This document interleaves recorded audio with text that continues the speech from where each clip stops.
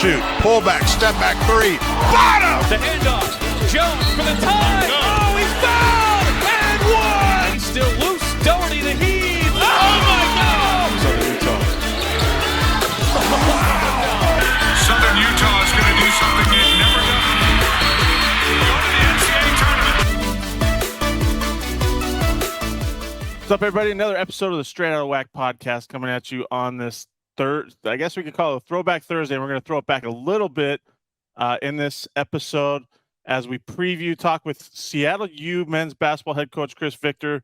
The Redhawks, 43 wins in 2 years under Chris Victor since he took over just days before the 2022-23 season. Chris, how is life in the Pacific Northwest right now? It doesn't get much better than life up here in Seattle in the summer. We've had an unbelievable summer up here, and we're really enjoying it. So it's been good. I know that teams in Texas, some of the teams in Utah have been dealing with 100-degree plus temperatures. You guys don't get that hot in Seattle, right? No, but we're in the 90s the last couple of days. Wow. And the 90s in Seattle, I think, is like 110, 115 in Texas. So if you ask anyone in Seattle, we act like we're in that same level. Has it rained a lot up there in the summer? I know it rains a lot, but does it rain a lot in the summer? We've been clear all the way since the end of May. So wow, only a couple of days of rain all through the summer. It's been mid 70s, low 80s. Got to get you up here at some point. Seattle summers are hard to beat. Yeah, I need to get up there. I'd like to catch a Mariners game. I've never been to. It's T-Mobile? Yep. Park, right? Yeah. So I haven't been up there before. I was up there 3 years ago in the COVID year when you guys hosted Utah Valley, and we just got to drive by the stadium because obviously there's no baseball at that time. So, but yeah, I need to get up there in the summer to check it out, and maybe I'll go on a run with your guys up that hill you guys worked out on the other day. Did you go up that with them, or did you just kind of sit back and like, guys, let's get going, let's get to work? I did, but I walked. I was taking my time up that hill. Yeah, that's a hill that's been talked about. Cam Tyson and his family and his brother have been running that hill, kind of close to where they grew up. So got the whole team out there, and it was a great event. It was a lot of fun. Guys enjoyed it. Who got up there the quickest? Was Cam the one that got up there the quickest? Yeah, it was Cam and John Christophilus were leading the group. Nice. Let's talk about John Christophilus. Isn't he's been playing somewhere this year, like an international thing or some kind of league? Is that right? I feel like he's been playing in Jamal Crawford's Pro-Am in Seattle. Okay. Yeah. How nice is that to get a guy over? I believe he came from Creighton. So how nice is it to get a guy that kind of has that experience too, playing in that league? Yeah, it's great. I mean, John went to high school about 2 blocks from our campus. He's a Seattle kid, and was a big time recruit at high school, and playing at Creighton for 2 years. Last year he was injured and sat out, but his freshman year he got some minutes. So just being involved in that program for 2 years, being coached by that staff, obviously he's learned a lot since his high school days. Talk about having hometown kids playing for the Redhawks. I mean, you got Cam Tyson, John. It kind of seems like a lot of coaches are getting hometown or in-state kids these days. Like how beneficial is that for a program like Seattle U? It's huge for us. And Seattle has a big-time basketball culture, one of the best in the country. Talking about all the players in the NBA from Seattle, and all the talent, high school level talent that's in Seattle. And we would love to keep those guys home, to keep those kids playing at Seattle U. We had Aaron Nettles, for 4 years, a Seattle prep kid, and Cam came back home from Houston, and John decided to transfer back from Creighton. One of our freshmen, Malik Goma, is a Seattle kid, went to Ingram High School. So, we would love to keep all the talent in Seattle home, and having Cam's success when he came back kind of I think jump-started some of that. So we're excited to have John. He has 3 years of eligibility. He's going to have a hell of a career here, and Malik as well as a freshman. So yeah, the basketball talent in Seattle is great, and the more kids that we can keep home and playing for Seattle U is always going to benefit our program and our city. Let's talk about Cam for a minute.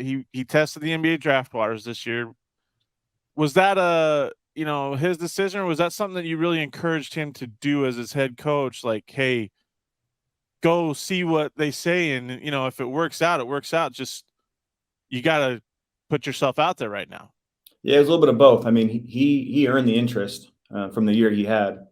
He's leading the country in scoring for the first month of the season, and got a lot of interest from the NBA teams and scouts. So, anytime you have the opportunity to go in front of some NBA teams and get workouts, I think it's a great idea for him to do it. And at the very least, he got the experience. He's got the experience of going through those workouts, talking to the clubs, and after next season when he finishes, having that experience, I think will help him out through the process for sure. What did when you talked to him when he got back? What does he take away from those workouts? I loved it. Just the experience of playing with the guys that were in the workouts and talking to the NBA personnel. For him, it was his ability to score. It also keep improving his playmaking skills. Really going to help him grow. So got a lot of good feedback from the teams, and I think he'll have a lot of interest this season, and we'll have some scouts at our games watching him. And it's deserved. He's had such a great career here and such a great 2 years, and a lot of our success is because of what Cam's brought to our program. So I'm glad that he's getting a little individual accolades and the attention that he deserves too. How nice is it to have him coming back, considering after 2 seasons, 2 seasons ago, after your first season, Darren Trammell goes to San Diego State. Now Riley Grigsby and Emeka Denny, guys who have been in that rotation for years, it feels like that they're done with their eligibility. To have a guy who's been in your starting rotation for the past 2 seasons just to come back to and in all reality, you have most of your team coming back. So how nice is it to have maybe that key cog, I guess you could say. Oh, it's huge. It's huge. And having Cam come back for that last year means a lot. And I know this program means a lot to him, and it's the reason why he's coming back. His goal coming to Seattle was to elevate this program, which he's done. But the one missing piece is the NCAA tournament bid. So that's a big reason why he came back, is to kind of check that last box and complete that last goal. So, obviously we're excited to have him back. He's such a huge part of this program and a huge part of our success the last 2 seasons. So it's great to have Cam back, and it's great to have we have a lot of returners, as you mentioned, a lot of guys that have been in the program 2, 3, 4 years. So at this level, when you get a little older and have some more experience, and guys have been through it, a lot of guys on this roster have won the WAC championship. They've had some success. They've gotten their butts kicked plenty of times in conference as well. So we've been on both sides of it and learned lessons. So hopefully we can have a little bit of a benefit from that experience. I have to ask, how many more years does Kobe Williamson have? Because it feels like he's been around for 5 or 6 years now. Yeah, I hope he has 5 or 6 more. I hope we can keep him as long as possible. We'll find one, keep extending his career as long as we can. But I think he has eligibility wise, he'll have 2 years left this year and 1 more.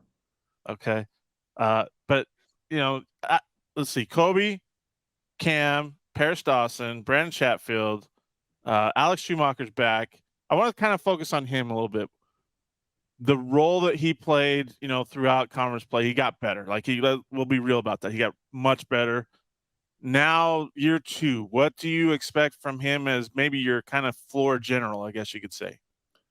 Yeah, Alex you're right. He had a great year, but with, that came with a lot of growing pains as well. He played a huge role for us last year. He was extremely durable and reliable, and played every game and played a lot of minutes and was huge. But the transition took him some time to get comfortable and get his confidence at this level. So I just expect him to begin next year where he left off last season, with the same growth that we saw from last year. So he's had a heck of a summer. He's excited. I know he's excited about next year, having the experience that he gained and the stuff that he went through and learned from last year. So I expect him to have a big year. And last year the question going into the season was, when we lost DT, kind of who was going to fill that spot and who was going to be to play that point guard role. And I think Shu stepped in and solidified. That's what he's done for us last year, and we expect him to do it again for us this year.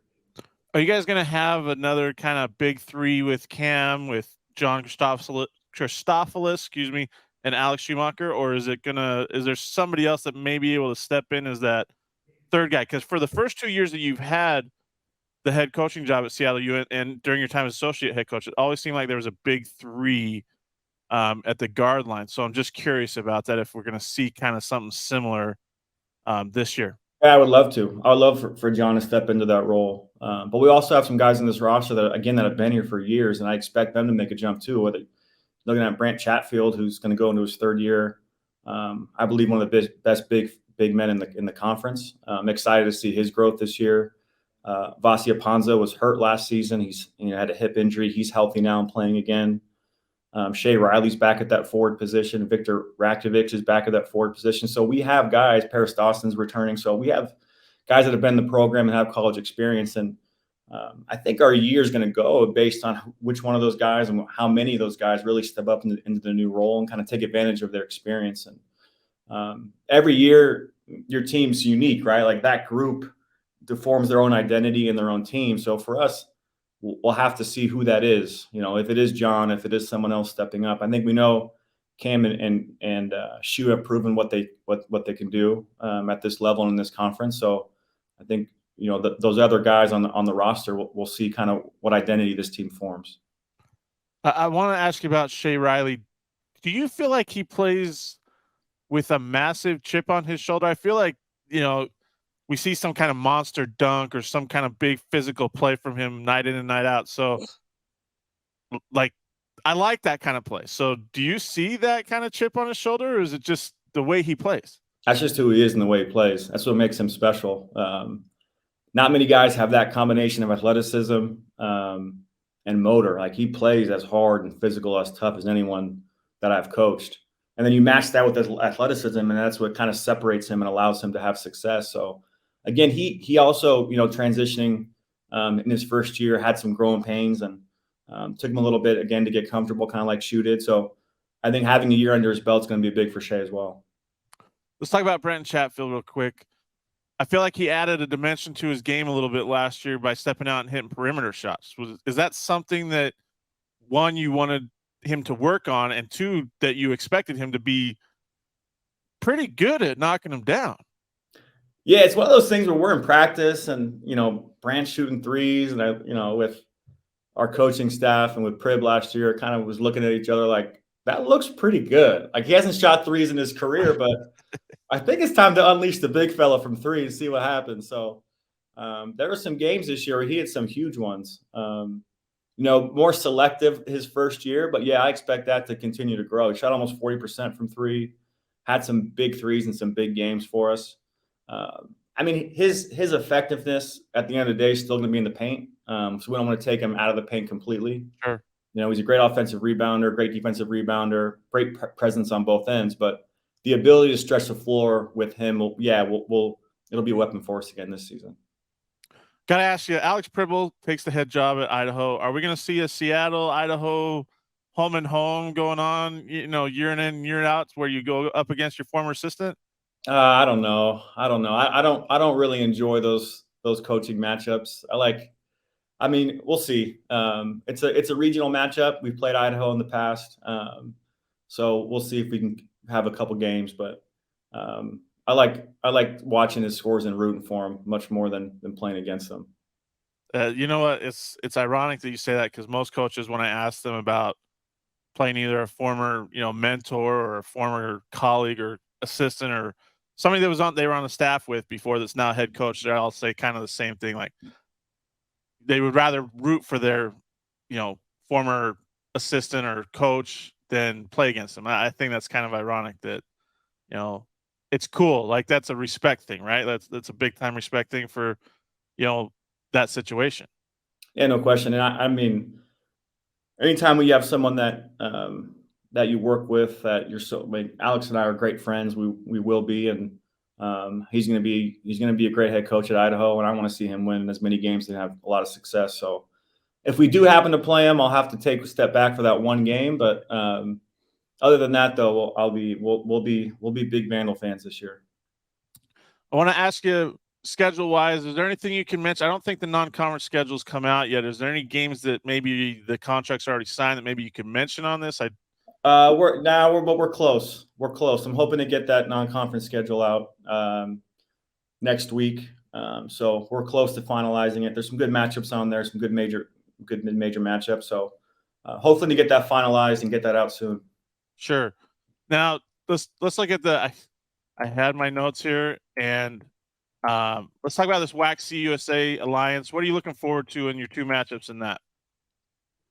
Man, two tough matchups. We got it's a great conference, great basketball conference, and one of the things that I'm excited about is that we're traveling to UTEP this year, and there's some great history between Seattle and UTEP. So the old matchup back in the day.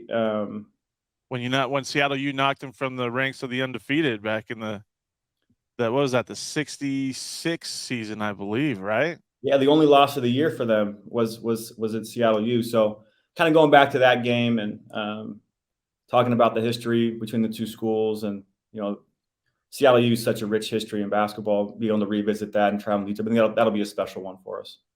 Do you like that you get a couple of conference games? Maybe you don't like the fact that you have to go to Utah Valley at the end of November, the first week of December to open conference play. Like, do you like where there's that separation, or does it really matter? Yeah, they gave us an easy one to start with, didn't they? I mean, that's the road game at Utah Valley is welcome to the WAC 2023-24. Yeah, I mean, for me, I don't mind it. I think it's able to with adding the two games, we're able to balance the schedule and have the bye and not try and cram too many games in the conference season. So, yeah, for me, traveling, playing that two games early is fine. Opening it up at Utah Valley is not ideal. I think that's one of the hardest places to play in the country, not only the conference, but in the country. Got a ton of respect for those guys. But, hey, let's get it out of the way early and see what happens. Knock it off the schedule. November 29th in Orem. And I think you guys have had recent success in Orem. Well, no, I take that back. You're 1-1, 2-1 in your last three trips to Orem, and you won last year on I want to say it was Riley's banked in three from the top of the key that kind of sealed that win. I mean, yeah, you guys have had success in Orem. Let's be real, especially in late game situations. We've had a lot of, I mean, whether it's been in Seattle or in Orem, we've had a lot of great battles with Utah Valley through the years. Even when you were in the COVID years, when that was decided by a last second three as well. Yeah. We've had a lot of close games. Morgan Means, who's the graduate assistant on our staff now, had a game winner in Orem a few years back. We've been on both sides of it. They seem to be great games and great battles. And I don't see it changing anytime soon. Yeah, those are good ball games when Seattle U and Utah Valley get together. I want to ask you, do you prefer the Redhawks Center or Climate Pledge, or is it kind of a 50-50 even you love both places? Man, I love both. We're lucky and fortunate to be able to have both such unique venues, right? I mean, Redhawks Center seats 1,000. It's small, but it's such an intimate atmosphere. When that place is sold out, which it has been for the last couple of years, it's a cool environment, and I think it's a great home court advantage for us, and we love playing there, no question about it. But also, Climate Pledge Arena, CPA, is the newest, nicest arena in the country at any level. So you're talking about a $1.3 billion arena that we're able to call home for a handful of games a season. So, they take great care of us there. Our guys love the experience of playing there, and I love coaching and having our program represented in downtown Seattle, playing at CPA. It's such a privilege for us to be able to play there. So we get both, and I think we're lucky to have kind of both sides of it. So I've heard the rumor is that there is the hockey ice is underneath the basketball floor at Climate Pledge. Is that correct? Yeah. So is it cold in that arena because of that? If in Seattle in the winter and with the ice under there, if they don't take care of the heat, can get a little chilly sometimes. We've walked into the arena, it's been cold, but come game time, if you walked in there in game time, you wouldn't notice. I mean, if you walk in for a hockey game and you're watching the Kraken play there, obviously it's noticeably cold then, but sure. For the basketball games, they're able to change it. Yeah. Okay. All right. That makes sense. I just want to check on that. And then how hopeful are you that maybe they can get the Sonics back to Seattle I think a lot of us that are old school that knew those days with Sean Kemp and Detlef Schrempf and Sam Perkins and so forth, like the Sonics need to be back in Seattle. No question. No question. They need to. And I think it's coming. I think we got a couple years out, and I think we'll have an announcement here that when the NBA expands, I think Seattle, and it should be. I mean, it's unbelievable sports city. Should never have lost to Sonics in the first place. Yeah, you're right. I mean, they need to be back in Seattle, and I'm hopeful that it'll happen soon. Oh, and I forgot Gary Payton was on those teams too. The glove, best defensive player in the league. Yeah, good times. I want to ask you, 20-game schedule, conference-wise, do you like the fact that now it's back to kind of a normal thing where you're playing everybody twice? Yeah, it's nice. I mean, having that balanced schedule, double round robins is good. And I think it's, it allows us to play each team twice with a balanced schedule. I think it's a good thing. I looked at the schedule, and I don't know in the conference that you have that road trip after maybe 7 or 8 games in the league again, like you did 2 years ago, where you went to GCU, New Mexico State, last year to Sam Houston, SFA. How do you feel like now that you can keep it rolling instead of going on one of those brutal road trips? You can't avoid that in this conference. I mean, it's going to happen at some point. I mean, you can look at any of them. We have 3 straight games in Texas. So we go Thursday, Saturday, and back to Nacogdoches on the next Thursday. That's from Seattle. Every road trip for us is a little daunting, but being the outlier that we are geographically. But sometimes playing at Orem is tough. Playing at Cal Baptist is tough. Playing at GCU, I mean, every road game in this conference is so difficult. And then you add the travel that we have from Seattle. So it's these road trips for us. We've gotten our butts kicked a couple of them. Those are the notable ones. But I think anytime you put 2 of those teams together back to back, it's going to be tough. Sure. Conference realignment, I got to ask you, did you ever think that the Conference of Champions, Pac-12, especially since Washington's right there in your backyard, that conference would be disintegrated like it has been in the last couple of weeks? Yeah, I grew up in the Bay Area, right by Stanford, and was a big Stanford fan, Cal fan growing up. Loved going to watch those basketball games, at Pauley and at Haas on Cal, and so I was a big Pac-12 fan growing up. So that's kind of been the conference that I've always been around as a child growing up in the Bay Area, and then playing and just being around on the West Coast my whole life. So to see it go is sad. Did I see it coming? I didn't see it coming this soon. Kind of the writing was on the wall a little bit with how football was kind of changing the collegiate sports game, and the money being thrown around and those TV deals. You kind of figure something's going to change at some point, but I didn't know it was going to happen so quickly. But when the first domino fell with the LA schools, kind of had an idea someone was going to follow. I just didn't know it was going to be this soon. Yeah, it's just crazy. Kind of crazy how, like you said, I mean, football is driving everything right now, and it's kind of the way it is with conference realignment. It's unfortunate because the tradition is kind of gone from those days, those Pac-12 after dark games, or those Saturday evening ABC football games, stuff like that. That's one of those things. So as a Pac-12 guy, like you said that you were, I can only imagine what that thought was when you saw that conference kind of fall apart. It's crazy. 108 years of tradition. Like, it's wild. Yeah, it's tough. One of our, when we first got to Seattle, Nick Robinson was on our staff. He's an assistant with BYU now. And now he played at Stanford, and he had the shot, and just some of those memories from those Pac-12 games, and all the talent and guys that played in the Pac-12, Pac-10, Pac-12, whatever year you're looking back to. So it's tough. And when you're in it and you grew up with it, those memories that you'll have forever, but to see that conference dissolve it's a sad deal. All right, one last question here, Chris, before I let you go. You stop at the gas station. What's your go-to snack? Go-to kryptonite, maybe? We discussed this before we started recording. That we're the same age. You're in a little. We figured out you're in a little better shape than I am. I play softball. That's my exercise. You pace up and down the sidelines. That's your exercise. But I know that at 41, we have to have a go-to snack, right? Like, what's your go-to snack? Are we talking, for me, Drink, something that you get like when you're going Yeah. home late at night, or you have I mean, peanut M&Ms will always be a staple on my road trips. That's something I'll always go to.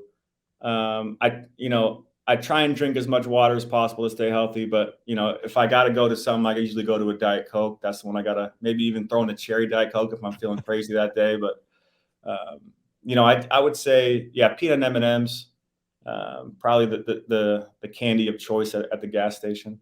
Nice. I like the peanut M&Ms. I'm a kind of peanut butter M&Ms kind of guy. So, Okay. yeah, no, that's great. I love it. It's funny to ask coaches that because sometimes they don't want to admit that they have some kind of go-to snack because, like you said, I got to look like I'm eating healthy. I got to look like I'm, staying on fast. So, Well, I can't tell my guys that, we go through the airport and I'm getting mad at them for having bags of candy going through the airport that I'm walking around with the same thing. So I try, if you can lead by example, the best I can. Oh, Chris Victor, Seattle U head coach. Chris, I appreciate the time. We'll have the preview of your Redhawks on Friday. So enjoy the rest of your summer, my friend. Awesome. Thanks, Kyle. Good seeing you. Good talking to you. Well, take care and I'll see you soon. Absolutely. Absolutely.